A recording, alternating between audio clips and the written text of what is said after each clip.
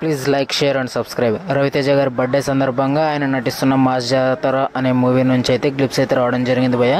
ఈ క్లిప్స్ చూసాక నాకైతే ఒకటి అనిపించింది, వింటేజ్ రవితేజ ఈజ్ బ్యాక్ అని అనిపించింది భయ్య.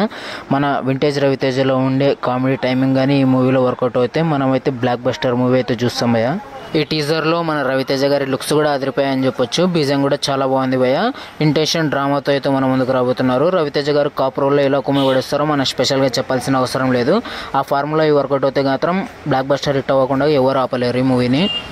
ఆఫ్టర్ చాలా గ్యాప్ అండ్ చాలా ఫెయిల్యూర్స్ తర్వాత అయితే ఈ మూవీ రాబోతుంది. ఈ మూవీ మీద భారీ ఎక్స్పెక్టేషన్స్ అయితే ఉన్నాయి భయ్య.